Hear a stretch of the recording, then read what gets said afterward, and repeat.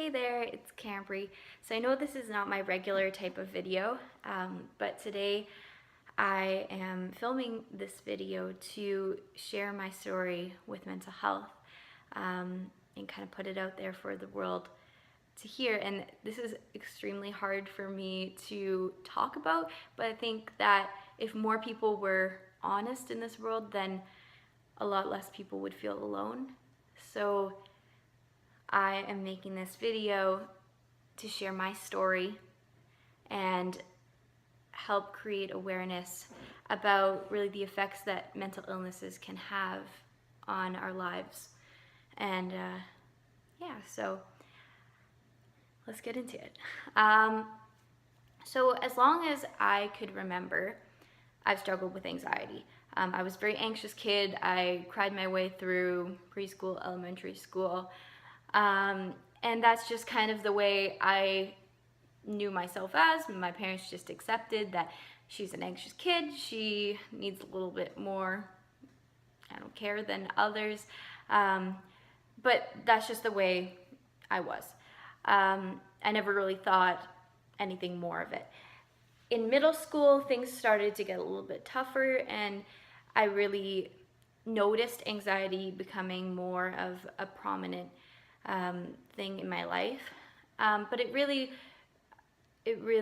didn't start to take over until high school. So in middle school, I struggled a bit with depression. I would get a seasonal depression, so in the winter months, I would really just turtle up. I'd just feel gray and sad, and I know most people don't feel, I don't know, affected by the weather. And we all are affected by it to a certain extent, but this was a thing where every winter I would feel completely depressed, and it would go away in March when the spring came. And that was just something that I was like, well, that's weird, and it went away. I just let it go away every year, and that also was triggered by some images that I saw, like traumatic images from an assembly that I went to, and that's why I got pulled out of assemblies from middle school, high school, because I couldn't handle the traumatic images. But those would stick in my head and trigger these depressing emotions, and I had suicidal thoughts, and that was really grade 7, grade 8, grade 9. Only winters though for me. So I kind of struggled with depression. I tried to talk to a counselor about it, and it really wasn't a good fit for me. She ended up blaming a lot of the problems on my mom, which really was not the root of the problem. And so it really wasn't a good fit. And that taught me right from the get-go that not every counselor you talk to is going to be the perfect fit for you. So flash forward into my high school years, things are going okay. I'm a teenager, living my life. And I really noticed anxiety started to creep back in grade 10. It was mainly the ending of grade 10. I was really involved in the school, and I was really putting a lot of pressure on myself for grades, for extracurricular activities. I was really overloading myself. And a lot of you know for my music, I was really over gigging. I was playing a lot of shows and then trying to keep up a 97% GPA at the same time while trying to maintain a social life, and it got to be way too much. So in the June of 2015, I was in grade 10 going into grade 11. I just completely shut down. I just started hiding in my room, and I had shows to play. I had people waiting for me. I had friends wanting to hang out, and I just refused to leave my room. I just said no. Like, no amount of convincing could get me out of there, could bring me out of that state that I was feeling, could remind me that I had commitments and things I had to fulfill, people waiting for me. And I just completely, it just sunk away into myself and my thoughts. Now, eventually I was diagnosed with an anxiety disorder, but at this point, I had this one fear. And now I know a lot of you watching, You're like, yeah, we all have fears. Of course we all have fears. I have fears, and that don't take control of how I live my life. But I had this one overwhelming phobia, and now I know it's called emetophobia. And it is the severe fear of throwing up or being sick in public or in front of others. And I know that no matter what people were telling me, like, obviously, Camber, you're not gonna throw up, you feel fine and everything. And every day I'd wake up and convince myself I was going to throw up that day, and I would not leave my room. I would hide in my closet, I'd hide in a bathtub. I would go to extreme lengths to make sure that I didn't have to face the world that day. And that went on for an entire summer. And now I know that summer I had a lot of commitments. Like I said, I wanted to seem like I was fine to the world, on social media, with my friends. So I kept posting happy things. I kept making plans with my friends. I kept booking shows, and ended up canceling last minute on everything. And that's what kind of dug me deeper into a hole where more people were becoming involved in, like, what's happening to her. And I would just be like, morning of, I wake up and nope, I'm not going because I'm going to throw up. It got to the point where I would not eat, because if I had anything that day, I would not eat anything because I was scared I was going to throw it up. And I know this is probably sounds to a lot of you like this is a completely irrational fear. I know it's irrational, but nothing you could have said to me would have made my mind believe that. And so the summer went on, and I lost a lot of friends. I lost a lot of opportunities. People were wondering what happened to her. Why did she just kind of fall off the face of the earth? And from social media, you never would have been able to tell that, because I kept posting selfies. Whenever I did get out of the house, I posted something about it because I didn't want anyone to know. I didn't want the world to see me in this state, and that's understandable. But I really created a false image of myself online. So I just want to remind anyone that's feeling like they're going through this, like, not everyone has a perfect life. And we really put our highlight reel on Instagram, on Facebook, on Snapchat, and we only put out there what we want people to see. And so nobody would have been able to tell that I was going through this. So, as I said, that summer went on, and I felt completely alone. I felt like there was nobody in this world that could ever feel this way that I feel. Nobody understood it. I had people who were trying extremely hard to understand it, and I'm so thankful for those people and the people that stuck by me through it. But there were a lot of people who just didn't understand, and some people I still have not talked to about this. And this might be the first time you're hearing about it, and I'm so sorry if I pulled out on you that summer, if I treated you differently. I was really, really in the worst time of my life, and there's some people I still haven't apologized to, and I'm really sorry. So this is why I wanted to make this video, is so I could put my story out there and everybody could hear it from me, really how life-changing anxiety and mental illnesses can be in our lives. So my family started to go through a lot of distress because they were worried about me. They didn't know what was wrong with me. I didn't know what was wrong with me. And it really hit some of us really hard. My dad almost had some kind of attack because he was so worried about me and collapsed on the stairs. And it was one of the most scary days of my life. And as much as this was all going on and I could see what was changing around me, what I was doing to my family, to my friends, nothing could change the way I was feeling. I was still focused on, oh my God, I'm going to throw up. And to the point where I could not think of anything else. I was scared of doing anything because this fear had completely consumed me. So I had the amazing opportunity to have such incredible doctors. I went to my family doctor, who is the same doctor who gave birth to me, well, not helped give birth to me, and he is just the most incredible man. He is basically like a grandpa to me, and he helped me understand that what I was feeling, although it didn't feel like it, it was normal. And there's 25% of the population will struggle with a mental illness during their lifetime. And I, not only did I have this anxiety, but I also was struggling from an eating disorder at the same time, because I was not eating anything for the fear of throwing up. So I was weighing 90 pounds and was in an extremely unhealthy state.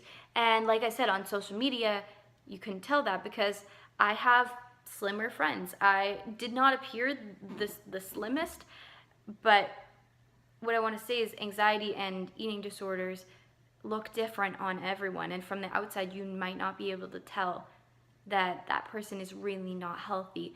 So, and I was like, I didn't really even have a problem with my body. It wasn't a body image thing.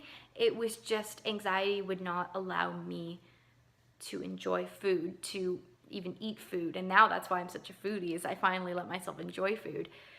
But anyway, so my family doctor was so amazing. And he recommended that I go see a counselor. And I'd had a bad experience with that in the past, and I was a little, I don't know, I was hesitant about it. And I went and saw an amazing man named Jim Smith, and he worked through what I was feeling with me. And I learned a lot more about mental illnesses through that, and the different types of techniques that can really work. And I kind of built myself a tool belt. And sorry, the video cut out there, but what I was saying was, we discovered that I had a mild form of PTSD, so post-traumatic stress disorder. And when I heard that, I was like, I haven't been to war. I haven't been in a car crash. Those are the things I associated with PTSD. But I quickly learned that you can have post-traumatic stress disorder from any kind of event that has given you emotions that are sticking with you and controlling the way that you live your life. So this fear that I had, he's like, okay, let's trace it back. Have you ever thrown up? When was the last time you threw up? And we talked about it, and I had a really bad stomach flu in grade 5, where I threw up like 20 times continuously one night, to the point where I had nothing left in me. And it was really, really traumatic for my body. And those feelings that I felt that whole night were what was feeding my everyday obsessions and what was going through my mind when I was terrified to go out. It was the same feelings, and I was remembering that day, and I didn't even realize it. So we talked through it from start to finish, several times, like 10 times. He'd just say, okay, tell me what happened again. And it works through a part of my brain. In the back is a small part of your brain where it holds on to traumatic events and things that are causing you stress. And what it does is when you work through them and you talk through them over and over and over again, it erases it from that part of your brain. So now when I think about that day, I can't remember it. Honestly, I cannot remember the details of that day. Obviously, I remember that it happened. I remember what happened, but I don't remember the feelings attached to it. I don't remember the little things that were triggering my anxiety before. So this therapy and cognitive behavioral therapy in general was so life-changing for me. And with a few sessions of counseling, I was figuring out how to rejoin life, to get my life back, because I was really at the lowest point in my life. I have not had to face anything this tough before, and I know there will be things in the future, but right now this has been the hardest time of my life. And so I was finally on my way to recovery. I was trying to build my body weight back up. I was trying to build up my friendships again, but there was a piece missing. And my doctor said to me, he said, I just want you to try this. And it's, when people have anxiety disorders, when people have mental illnesses, your brain is not creating enough of a certain chemical, serotonin, in my case. And it's just like if you were to break your arm, you'd wear a cast. If you get sick, you take Advil, Tylenol, you help your body get better. And it is 2017, it was 2015 then, and there are a lot of ways that people are able to help, and it's not anything you should be ashamed of if you have to take a medication. So he recommended a low dose of this medicine called Effexor to me. And that night, September 15th, after my last panic attack, which was picture day of grade 11, where I just couldn't go to school, I just got super, super, super anxious, said I'm gonna throw up, and went crying home. And my mom's like, okay, that's it, we're going to the doctors again. And she's like, I don't want to see you go through this anymore, Camber. These are your last 2 years of high school, and I want you to make the most of them. So she said, so let's go out there. And that night I took my first dose of this medication. And I think there's such a stigma surrounding medication towards mental illnesses. Yes, there are some that can change and alter personalities and stuff, and those aren't the right ones that somebody should be taking. But if you need to be on a medication for mental illness, for your mental health, for your mental wellness, it is nothing to be ashamed of. And I can say that I'm still on a low dose of it to this day, 2 years later. And it's what just keeps my head above the water. It makes me be able to handle what life throws at me every day. And no, I'm not dependent on it, but it helps me to be able to pull from the toolbox that I've created of the strategies that I can use if I'm feeling anxious. So it has definitely been a lifesaver for me. I've had friends who have come to me, said, I'm really struggling, like, can you suggest something for me?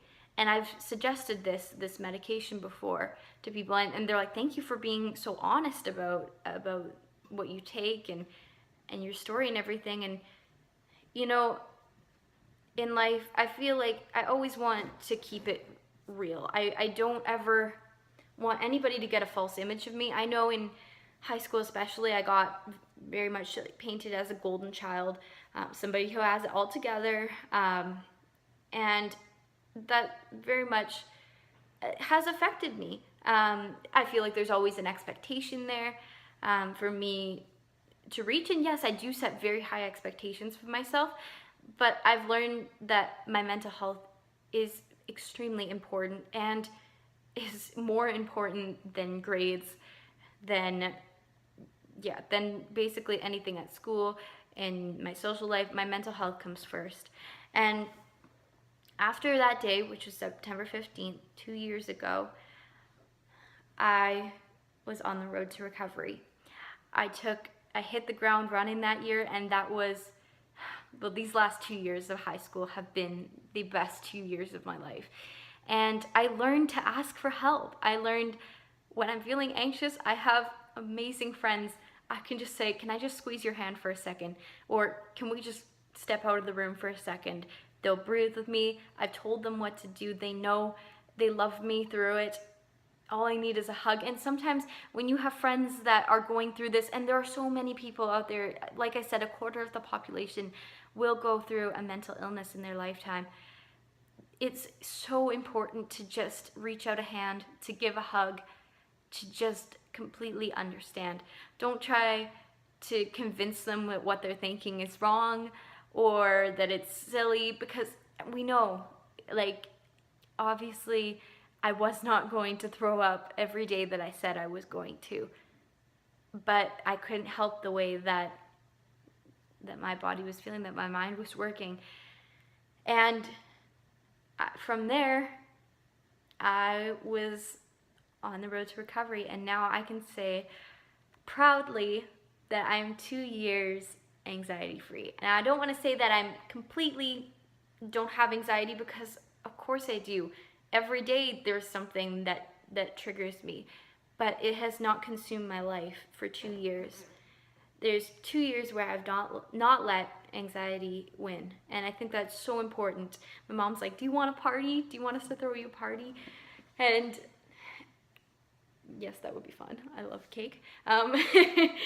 But really, I wanted to make this video for my 2-year anniversary, because there's such a stigma surrounding mental health. And I know that you guys, a lot of you who went to school with me, saw that I was very involved in planning a mental wellness week for our school, and I'm also doing that in university, as I'm now a first-year student at UFV. And I really did that to create awareness. And even if you're not part of that population that will struggle with a mental illness, everybody deals with stress, anxiety, and finding those coping methods, finding those strategies that work for you, taking that time to focus on your mental health, to recognize that it is important, taking that half an hour out of every day to de-stress, to do whatever it is that helps you to feel calm. It is so important, and it often gets overlooked, especially with people who are academically strong and they're pushing themselves, and there's no correlation between how much I push myself and the fear of throwing up, but it definitely made my anxiety a lot worse, and ended up being that moment, that breaking point that I was like, I can't do it anymore. And I've always had that fear, and it has always affected my life up until September 15th, 2 years ago. It just in mild forms, and it only ever came to a climax in that June, when I had completely overloaded myself. So sometimes you just need to take a step back. You know, things can heighten, anxiety, emotions can heighten when you're stressed. And now going into university, I'm looking at balance and making sure I don't hit that point again. So yeah, and that this is an extremely important cause for me. And I know a lot of you who are probably watching this either know me from school, from singing, we've met sometime in our life, or you're somebody who's going through the same thing. In either way, I want you to know that mental health is important. I'm sorry to anyone who was affected by me and my actions that summer. And I'm sorry that I kind of ducked out of people's lives, and the anxiety creature that I was a walking ball of anxiety, kind of dictated how I acted. And I hope that this story helps anyone who's going through the same thing know that you are not alone, and recovery is possible. It's amazing. Things always, always, always get better. And yeah, thank you for watching this. If you watched till the end, I'm very thankful that I have an outlet to share my story. And always remember to be kind and reach out that helping hand to anyone who needs it. Let's spread as much love and positivity as possible. Thank you for watching. Bye.